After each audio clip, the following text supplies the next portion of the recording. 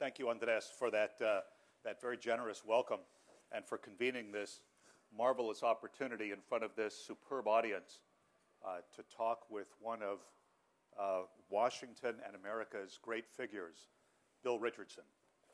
It's a personal pleasure for me to be sitting here next to Governor Richardson, with whom I had the pleasure to work in the Clinton administration, following our time in the Clinton administration on a presidential race that some of you may have heard something about, and on a number of initiatives touching on New Mexico as well. I'm not going to dwell on his background because this audience knows it, but 14 years in the Congress, United States Ambassador to the United Nations, Secretary of Energy, Governor of New Mexico. This is a truly distinguished individual. He's here to talk to you about two topics today. The first is his trip to Cuba, which he took in August, and he'll bring very fresh insights on the Cuban leadership, on the Cuban leadership's reaction to changes here in the United States. And I think he'll also talk to us about how he sees U.S.-Latin American relations today, at least briefly. We want to keep this interactive today. We'll try to have plenty of time for Q&A. The governor is going to have to leave shortly after 1 o'clock because of an appointment shortly afterward with the Dalai Lama. So I hope you all won't mind that you may have to take second place to the meeting with the Dalai Lama, but we'll try to proceed smartly through this. Governor Richardson, welcome. The floor is yours. Thank you. Thank you very much. Thank you. Thank you very much. Thank you. Thank you. Thank you. Thank you very much. Yo creo que voy a hablar en español para que me entiendan todos. Thank you very much, Nelson. That was very generous. You know, I've got this speech, which I'm not going to give, because I'd have to step up here and, you know, pontificate. What I'd like to do would be to have a conversation, because I recognize a lot of faces here. You guys know the issues. The last thing you need is a diatribe that is not, I think, specific, focused. I'm going to try to do that. Here's first on the Cuba issue, and then I'll raise the Latin American issue. Let me start out by saying how proud I was this morning and utterly positively surprised that the president won the Nobel Peace Prize.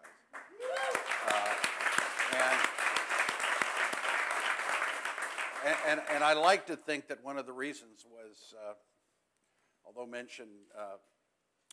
Nelson mentioned my forgettable presidential run, that in one of the debates we both agreed, the president and I, that we should engage our adversaries without preconditions. And in a way, our discussion with Cuba is in that area that I want to focus on. First, my biases on the Cuba issue. One, I've always felt that the embargo has not worked. Sure, you want to get something in return for lifting it. Secondly, I've always believed that engaging, especially a country in our hemisphere that has caused us so many difficulties in terms of our image in Latin America, that we should, for the sake of improving our image in Latin America and our interests, that it makes sense to normalize relations with Cuba. That's the broader Latin American framework. Third, one of my main focuses in this debate on Cuba is that I think the first major step that should be taken by the Obama administration is to get rid of the travel ban, to let the people travel. And, you know, step one probably should be an executive order that takes back the travel ban to 2004, when President Bush literally prohibited everybody from going. But going back to 2004, and then focusing the next efforts on allowing academics, medicine, sports, culture, arts, the free flow of travel. I just had a very good meeting with some travel experts who I believe are launching a grassroots effort that I believe makes a lot of sense. That Americans, you know, when I went to Cuba in August, a delegation, mainly of agriculture experts, although my agriculture expertise is questionable. So many people wanted to go on this trip. I lost votes by getting a delegation to go to Cuba because so many New Mexicans wanted to go. My point is that there's enormous interest in Cuba by the American people. And as it has with China and other countries, the people-to-people exchanges, I believe, should proceed and effectively precede relationships at the political and foreign policy level expand. So those are my biases. How do we do this? How do we normalize relations with Cuba? After my trip, I looked at the big issues that divide us. The embargo, shutting down Guantanamo, finding some of the Radio Marti, TV Marti people, what the Cubans want is obviously to shut them down. Issues relating to the Cuban Five, the reciprocal proposal, or the Cuban proposal that you release the five and political prisoners will flow. Those are the bigger issues that divide us. My view is that you take smaller incremental steps before you deal with those broad issues.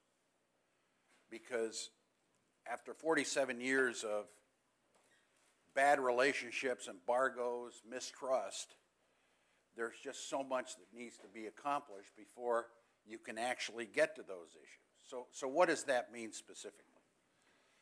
It means negotiating what is happening right now, navigation rights as part of an immigration agreement. I remember when I went to Cuba about 13 years ago, I brought back 3 political prisoners, but we also were able to negotiate an immigration agreement with Cuba that in effect lowered the fee for Cubans coming from Cuba to the United States. You take steps like dealing with the navigation rights in this immigration agreement. These are talks that are going on right now. Postal agreements. Some may say, well, that's meaningless. Let's get to the big stuff. Well, it isn't, because these are the kind of specific steps that need to be taken to kind of open up the relationship. Then you get into the humanitarian issues, and I commend the President and the administration for moving forward on the Cuban-American travel, the remittances. It took a little time from April, when it was announced, to get it implemented about a month ago, or the regulations. But it's happened. So you take steps like the postal agreement, like an migration agreement, I should say. You continue discussions. I found the atmosphere of the Cubans good. They like President Obama. They like the new tone. They like the fact that in front of the U.S. Embassy in Cuba, they don't have those, I don't know what the word is, the billboards that they found offensive. They like those little gestures. And so the atmosphere there was good. They were pleased with the migration discussions. They like President Obama's health care plan. I don't think that'll help Obama here, but they like the guy, and so I think that is a positive step. Now, what about the Cubans? What do I have to say about the Cubans? And I told Nelson, I'm going to please insist after 15 minutes, shut me up so we can do some questions. What do the Cubans need to do? Well, this is what I found, and I've told the Cubans, you need to do something. You're just kind of waiting and not doing much on your side. What are you going to do? The U.S. has proposed, for instance, having travel of diplomats, the diplomats here that represent them in Washington and New York, and the diplomats that we have in Cuba and Havana, more free travel among our diplomats. We have a proposal to make that happen. You Cubans haven't accepted it. I mean, you got to do something. you got to reciprocate with some gestures. Now, I think the mistake we would make is to say there's got to be a quid pro quo for everything, like simultaneous gestures. Well, no, because I got to remember something. So the simultaneous gestures shouldn't be the policy. It should be gestures of trust that are sequential, that happen, not because of one over the other. Because if you get into quid pro quos, you do this, that, on a scale, it's not going to work. I think in negotiations, what you want to do is establish a pattern of trust and then move with these initiatives. And in my view, what needs to happen is exactly what is happening today. Breakthroughs on postal agreements, breakthroughs on migration agreements. The Cubans take some steps to relax travel of diplomats. They take some steps to relax travel of their own people coming to the United States, lowering fees, lowering passports, the number of passports, just taking steps that are very, to many, might seem minor, but are critically important. And then the big one is the travel ban. I think we should take the initiative, and the president should consider an executive order that takes us back to the 2004 regulations that President Bush had imposed, and maybe go beyond them to, believe me, I want to see free travel across the board, but there's some congressional legislation that has to be dealt with for that to happen. And that the travel ban be the area that allows us to really focus on dealing with the bigger issues that divide us that I mentioned. Now, what is essential in this dialogue? The role of Cuban Americans. You know, if you look at our policy, Cuban Americans have driven our policy through many presidents. And it makes no sense to ignore that. You know, the smart pundits and the foreign policy people say, well, you know, it's all about votes in Florida and New Jersey. Well, that's right. That is slightly important for a politician. You know, your idea is to win. But what is happening here is that the Cuban American community, I have sensed, and Joe Garcia and many in the administration that are here, distinguished Cuban Americans, you may not share this view, but I think the Cuban American community is changing. They want results. The younger generation wants to see some kind of normalization, but there's still probably, if you took a vote in the Cuban American community, most would not support some of the openings that you're seeing in New Jersey and in Florida. Certainly political leaders, I don't think are moving as fast as some of their constituents on this issue. But I think what has to happen is you have to involve Cuban Americans in the negotiations, in the public changes of a policy. And this is why I've proposed Cuban leaders talking to Cuban Americans in the United States. You know, there's resistance on both sides, but I think eventually we need that to happen. Another step that I would suggest is that it's important that important organizations like NDN and Brookings and the New America Foundation engage the American people more in a dialogue on this Cuba issue. Because, you know, insiders here in Washington, I think everybody wants to see it, but the American people still have a perception of Cuba, and there's more public education that I believe needs to happen. I'll close with what Nelson asked me to say, and that is, with our new Nobel Prize-winning president, if I could offer a slight suggestion, is, you know, let's pay more attention to Latin America. We're still not doing it. And it means dealing with free trade agreements. It means dealing with democratization issues. It means establishing better ties with countries like Ecuador and Peru and Bolivia. I won't get into Venezuela, maybe in a question, into the democratic movements that are happening in the region. This is our hemisphere where we have shared generations of culture and brotherhood and ties, but somehow, we're ignoring the fact that one of the most dynamic countries in the world, Brazil, just overwhelmed us in the Olympic site. And that is a world message to us that, there's a hemisphere out there that the Cuba issue, the free trade issue, commercial issues, people-to-people issues, democratization. I'd like to see a new alliance for progress in Latin America that focus on micro-lending and education and healthcare, a new aid effort.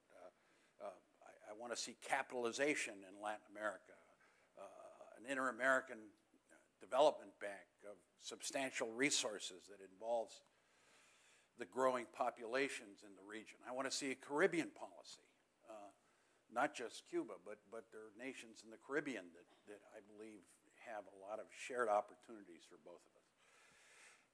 Getting rid of the Cuba issue, putting it aside, taking it off the table as an irritant, I think is an important step for America to regain the prestige we had and the influence we had and the goodwill we had many, many years ago in this region. I've spoken for 14 minutes and a half, and I'm going to get to the best part of my speech, the end. Thanks, Governor.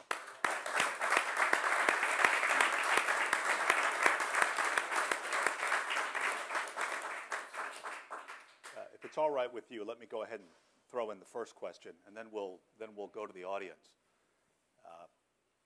You did run for president.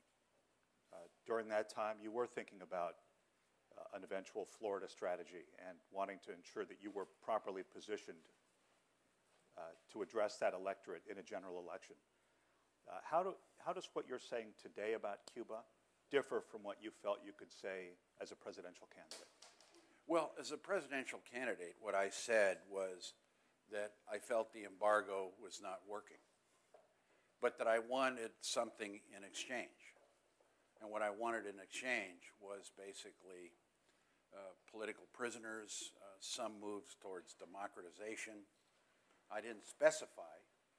I haven't necessarily changed that view, except to say that if we start out with that paradigm of that trade-off, you're not going to normalize the relationship very rapidly.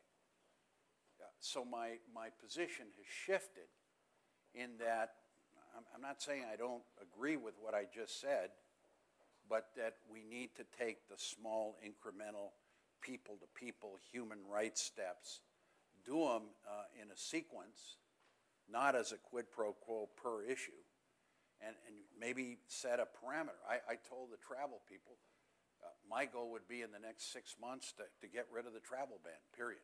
That should be our goal. And that, hopefully the administration, and by the way, I see Arturo Valenzuela here. One thing you guys could do is get them confirmed. And I don't know if there are any Republicans here that could lift but like that is so in our system. That's so negative that we can't get our people confirmed. It just doesn't make sense. But that, Nelson, that would be my answer.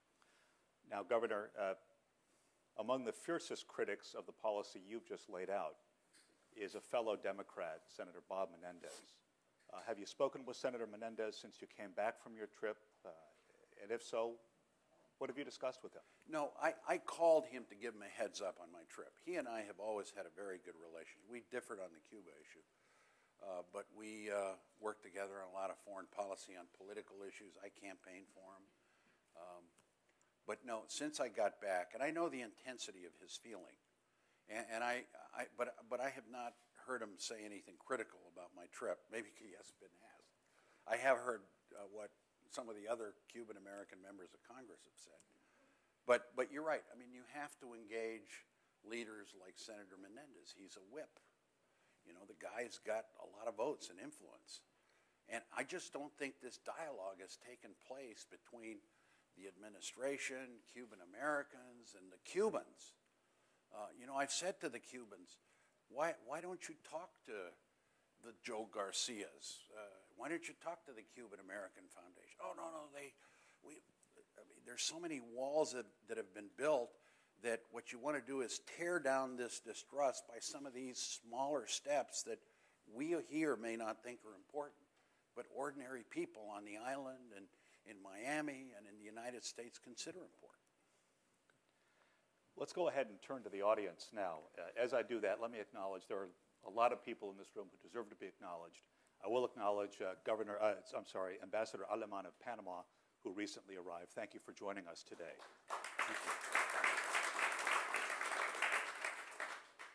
I know we have a number of members of the press here, but let's go ahead and start with the NDN members who are here. So if I can see any of you who'd like to ask a question, we'll be happy to call on you.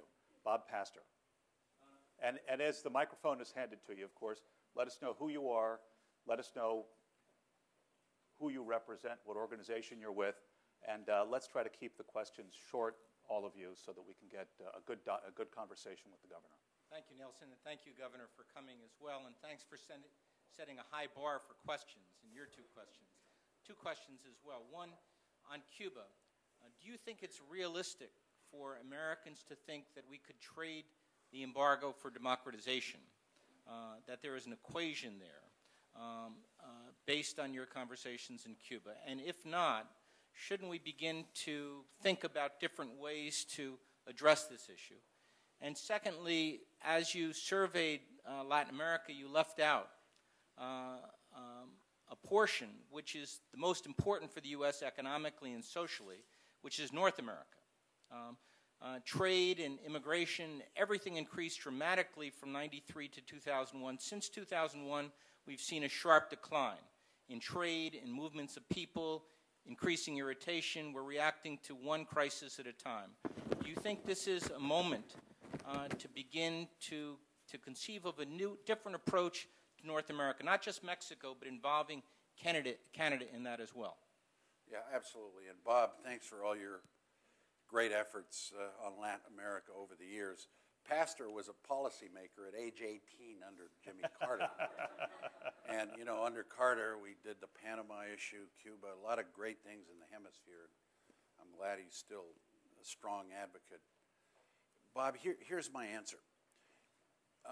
Maybe I shouldn't say it here, but I will. In the old days, when you wanted to get a gesture from Cuba, and you're an American politician, you'd go and you'd say, I want a political prisoner to bring back. And I remember when I went 12 years ago, I got 3 back, and I had to work very hard. Joe Garcia, we got names, and I asked for 20. And I'll tell you how I got them. I was having a conversation with Fidel Castro. I'm not name dropping, but I will. And I just irritated him because in Spanish I told him, by the way, Mr. President, I just went to a Cuban baseball game, and the score was 13-12. You have great hitting, but you got terrible pitching. He did not like that. And he was lecturing, so like I started off, I had to back off a bit. In the course of the discussion, I said, you know, I want to bring back some political prisoners because it's a gesture of human rights, and I think it would help the relationship. And I couldn't get him to do it. And then I said, okay, I'm going to tell you something. Jesse Jackson was just here. He got 20. You gave him 20. He's an African American. You did nothing for your Hispanic brother. He laughed and laughed. He thought that was the funniest thing, but I got my prisoners. Now, the old days, it was, okay, the relationship improves if you focus exclusively on the human rights issue. I think there's so many other dimensions to the relationship that you can't just deal with the human rights issue alone. Today, for instance, the Cubans will say to you, you'll get all the political prisoners you want, we just want the Cuban 5. That's their trade-off that they've proposed. And they've stopped sending political prisoners back. I mean, you get anybody that asks, They're laughed out. They don't. That is not a policy they use anymore. I mean, I happen to think that that is a good trade-off. You get rid of the whole embargo, which, by the way, you have to go to the Congress to get rid of the embargo. The Helms-Burton Act doesn't give presidential authority to do much. You have to actually change the law. That I think it would be a good trade-off, but I don't see it realistic anymore. This is why I think you need these incremental steps. Maybe a bold, big gesture is possible among those that I mentioned that divide us. Only a president can negotiate those. I don't think, and by the way, people have said, do we need a special envoy to Cuba? No, we don't need one. Let the State Department do their job without all these envoys. We have enough envoys. I'm not being critical, but I just think this is something the Latin American Bureau, the Secretary of State, the President, and NSC should do. Now, on the broader issue, you're right. I neglected to say immigration. One of my main objectives in the next year and a half when I'm end my governorship is to work on a comprehensive immigration bill. Now, I'm for having action on health care, but I'm not. I'm going to be speaking out a lot on the need for a comprehensive immigration bill as soon as possible, maybe early next year. I think the country needs it as a society. We need it in the hemisphere. We need it for our workforce. We need it in so many ways. Right now, there's an unfair immigration, mainly geared towards Hispanics, towards our region, and I think it has to be changed. Trade, Canada, obviously you can't avoid the fact that whenever everyone thinks of NAFTA, they think of U.S. and Mexico. It's Canada, too. And so that policy needs to involve Canada, Canada is in Cuba extensively. Investments, cultural programs, they have been very effective. I also think Spain can be a useful ally to America in our policy with Latin America. People like the former president of Spain. Who am I thinking of, Bob? I'm blanking out. Huh? Felipe Gonzalez, people like that. I've always felt that former Latin American leaders or current Latin leaders like Arias and others, Lula, can help us in bridging the gap with Cuba. This kind of, I think, using our friends in Latin America to bridge these gaps like the Cuba issue, like the immigration issue. Thank you. Yes, sir. Wait for the mic, and don't forget to tell us who you are. Yes, Chuck Zakari with the Hispanic Institute, and I just wanted to piggyback on Nelson's question before. As a South Floridian, and by the way, in your last presidential campaign, because I call it that way because I hope there's another one, we want to thank you. You were at our dinner with Norm and Eric at our table, so I want to thank you. You did a wonderful job. But the thing is, I do a lot of registration in Florida and voter registration, things of that nature, doing governor's races, and it's getting to be breathtaking almost, the change, the diverse change there's been from the last 4 and 8 years. You alluded to it earlier, Governor. A lot of the Cubanos under 35 are moving very quickly in a certain direction, and up along I-4 corridor, a lot is changing too. So with all this happening, and I don't ask you to be a psychic or read a crystal ball, but things are changing so fast in my home state. Do you think that maybe this will be less of an issue as we go down the road into the future? I don't think it'll be less of an issue. I think we make a terrible mistake, as I said, if we move on the issue, either way. My hope is towards normalization, without including Cuban Americans. I really think it's perilous, because if you're going to look at the reconstruction, rebuilding, bringing American expertise, you have to have the Cuban Americans. I believe they're essential. Now, the politics, if you look at the numbers, Barack Obama won the Hispanic vote in Cuba, in Florida, by winning the non-Cuban Americans. The Central Americans, the South Americans, Haitian. If you add all of them, he won barely. the Cuban-American vote, he still lost. Now, you know, I'm going to let Garcia say a few words. Joe Garcia has a unique background. He's a member of the administration. He was also with the Cuban-American Foundation. But he's a younger generation that has thought this issue extensively. But vote-wise, I think the trend will continue. More Cuban-American, younger gen will continue wanting normalization. But if you do it in a way that doesn't produce results, one of the things I heard the most in candid discussions with Cuban Americans, especially those that previously supported the embargo or support the embargo, is they recognize that the embargo hasn't brought any results. So they're results oriented. So they want to see something that is tangible in terms of that normalization. Joe, be careful, there's the TV over there. Governor, I appreciate the offer. I can't. I'm before Senate confirmation. Let me just say I appreciate your deference. And well, then you don't appreciate what I just did. Right? All right. I've learned not to disagree with you, Governor. Okay. Simon, do you want to answer for him? No. Okay. Yeah. Yes.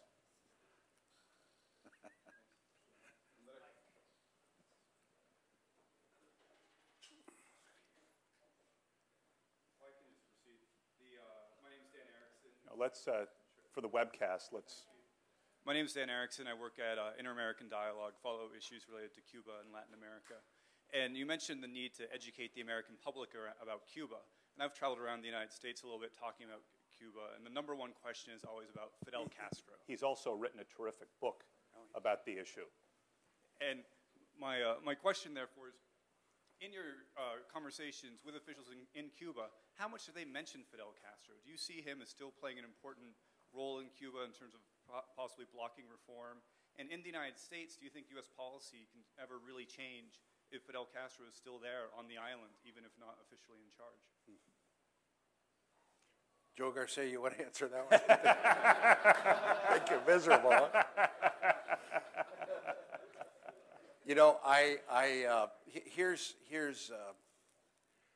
there was one leader, I won't mention who, that I met, very high level, who told me that he was getting very antsy because Fidel Castro called him at least 4 times a day to get him to do something. Now, this guy was high level, so Fidel Castro still has a lot of influence. You know, his health is better. When I was there, he was seeing I think he was seeing the former president of Panama, who was there. Torrijos was there, and Correa of Ecuador was there. So, you know, I didn't get a meeting with him. I got a very nice message, said hello. I'd always seen him, but, you know, our schedules didn't coincide. But he's still very much a factor. His people are still there. In other words, the people that have come up with him. The departure of Laje, the ex-vice president, and Felipe Pérez Roque, yeah. I mean, let me tell you a story about Pérez Roque. When I went to Cuba 12 years ago, Pérez Roque was with Fidel 24 hours a day. You know, he was a special assistant just every second, and he had enormous influence with him. So when he lost his job, I was quite frankly very surprised. He still has, Alarcón is his guy. He's enormously influential. You know, his brother, Fidel, is writing stuff. You know, I got a speech that he gave. He's been making statements about Obama that are positive. So is he still calling the shots? I think President Castro, Raul, is calling the shots, but Fidel is very much a player. What else might I say here? Here's something else that I don't know where Fidel plays on this. Years ago, I was of the view that there were some people in Cuba, leaders, that wanted the embargo there to justify their existence, to be able to say, it's the U.S. that is causing us these economic problems. I think that has diminished a lot. I don't know where Fidel really was on that issue. I don't know the answer. Some of you that have studied this, I'd be interested in your thought, and I will ask you. But I know today, my sense is the international economy has so damaged Cuba that even the countries that previously had invested a lot, Spain, Canada, France, others, have diminished their investment. And so the Cuban people are hurting, my sense, when I just looking to people. They have free education, free health care. Their systems there are good, but just in terms of jobs and unemployment and wages, they're in bad shape. So this causes me to believe that changing the embargo, the travel ban, is become more important to them. What do you think on the embargo? Yeah. I mean, just briefly, what I would say is that I think that the Cuban government sees the embargo as making their life on the island much easier politically, because it provides an excuse for the failings of the economy.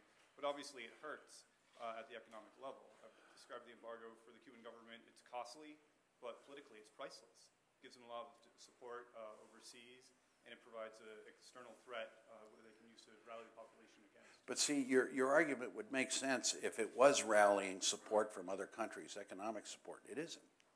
Well, if you look at Cuba's trading patterns today, Venezuela's #1, China's #2.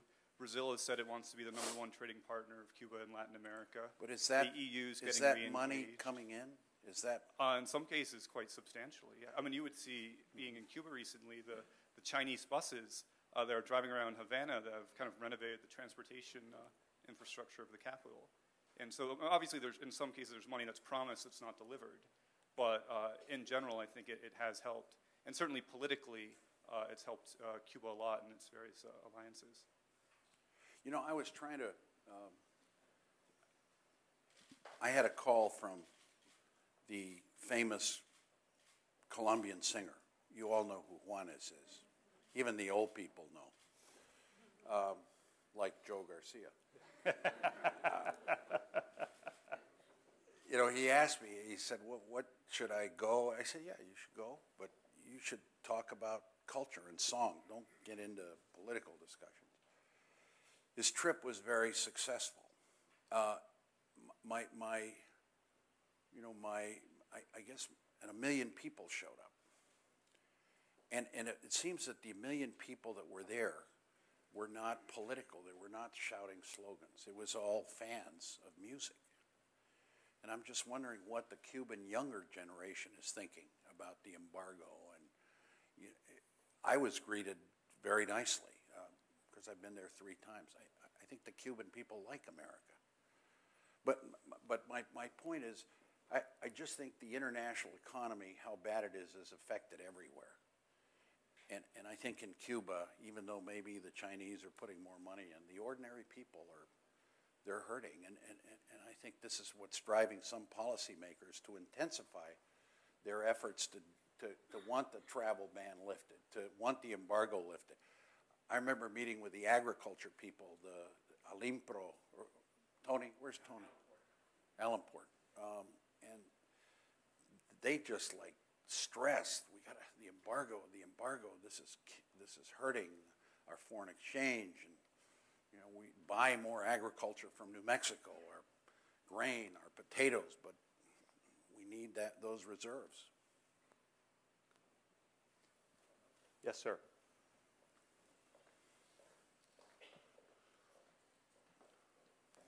Governor Pablo Sanchez with Univision. In terms of Cuba policy, the small steps like the postal agreement, immigration agreement can be negotiated, but there can be no real movement as long as Senator Menendez and the 3 Cuban American congressmen are in the House. How do you address that? Well, the migration agreement, the postal agreement, I don't think need congressional legislation. They can be done through government-to-government decisions. What I'm saying is that those that oppose lifting the embargo, the bigger issues, that opposition is going to continue. And I said Senator Menendez is a major player in the Senate, so he probably could succeed, although the House may be a little more progressive on the issue in the Senate in blocking any movement. This is why I believe these incremental humanitarian steps that are taking place right now should continue. There should be a sequence to them. There shouldn't be a quid pro quo on every issue. I mean, I see Larry Irving here. There's some telecommunications issues that I think could proceed without the Congress. Cuba has a very positive and strong biotechnology movement that I think there should be more trading there. Cuba has, I believe, in other areas, potential for more trading and economic opportunities. But I think what would be the main harbinger of movement is lifting the travel ban, because that means all kinds of Americans can go there. It means that sports figures could go, sporting exchanges, cultural exchanges, scientific exchanges. Our human services people talking together about influenza. You know, right now there's a lot of restrictions that prevent any kind of dialogue in that area. Should I give you guys the floor? What else? Expand on my point, will you?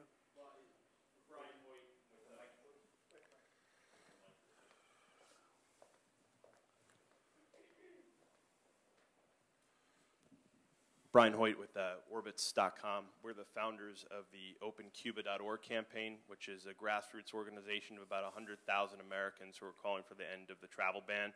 We're lucky to be joined by folks like the Interactive Travel Services Organization, the NTA, U.S Tour Operators Association. So Governor Richardson, first of all, thank you so much for your leadership on calling for an end to this ban, which is 50 years too old in our opinion. So thank you.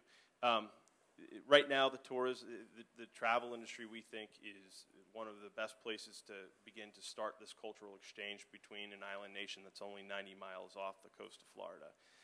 There's an entire generation of people who don't know each other, and it's impossible. It's nearly impossible to be an average American and find a way to get there right now. Your choices are either to go illegally or to go through the OFAC process, which is a very bureaucratic process that is very limiting for travel. And for the Cuban Americans who are allowed to go there today, it means standing online sometimes for hours down in Miami and trying to get tickets on a charter company that cost in some cases $600 for a 45-minute round trip. There's no competition. There's limited travel agencies who are registered to be able to administer travel there, and it's hard. And lifting the travel ban will not just let Americans go back and forth, but we hope will allow American travel companies to facilitate travel to Cuba and bring an element of competition into the market. So thank you, Governor. You know, there are other steps where cooperation can happen on climate change, on weather patterns. You know, we exchanged that information already with Cuba on hurricanes and all kinds of other natural disasters. Narcotics cooperation could I think be enhanced. There are many other areas that are not necessarily in the glamorous departments that it makes sense for both countries to cooperate. Governor, if I could ask you, just as we close, and I want to leave time for Simon Rosenberg, the founder of NDN, to say a couple of words to wrap up. Let me just ask you quickly to comment on the situation in Honduras and how you think the Obama administration has reacted, and would you as president have done anything differently than President Obama and Secretary Clinton have done? You know, I'll answer it, but I don't, you know, I'm governor of New Mexico. I got to worry about my budgets, health care, and Native Americans. So I haven't followed it as much. No, I'll answer. I do believe that we took the right position with, it seems it was a military coup. And the president took the right position in supporting the return of Zelaya, who wasn't necessarily pro-American. I remember reading some of the things that he has said, and doesn't mean we don't try to get along with him. Secondly, I think this was an opportunity for the OAS to step in and bring some kind of closure there. Third, I know President Arias tried to mediate. For what I don't like is it's looking like a Democrat-Republican issue with Republican senators favoring the Micheletti. Is it Micheletti or Micheletti? Micheletti. So it's kind of a mess. What I've done differently, I'm big on mediation. I would have early on tried to work out an agreement. Perhaps the agreement that they have that has been proposed makes sense, that Zelaya finish his term with diminished powers, and then there's an election. What is the right answer there? Well, I think Ambassador? No. Nelson? I think, Governor, I probably made a mistake by throwing such a hot topic on the table at the very end. I know we're running out of time, and I do want to give Simon Rosenberg a chance to close us out here. Well, I just want to say a couple things to end. First of all, it's always a wonderful day to welcome back our great friend, Bill Richardson. For those of you who don't know, we have special ties, he and I. First of all, my in-laws live in Santa Fe and are very good friends of the governor and his wife, so this is a part New Mexican place here at NDN. And the second thing is that we had the same college advisor, a few years apart, but it's something when I read his biography, I was sort of astonished because Seymour Simchez was an unusual man, perhaps, and an interesting guy. And so there are great ties here with Governor Richardson and NDN. And I just want to applaud the work of the team that's running our Latin American Policy Initiative. We are working very hard to bring our hemisphere closer together and to really help Americans here in Washington understand more about the opportunities we have to bring the hemisphere closer together. Finally, I do want to mention that next week, following in the series of events that we're doing, we have the Brazilian ambassador to the United States will be following in your footsteps, Governor Richardson, here next Friday for any of you who'd like to stay involved in this conversation about the future of next Thursday, I apologize, U.S. Latin American relations. Thank you all very much for coming. We're very grateful for the time. Governor, again, thank you for your extraordinary leadership.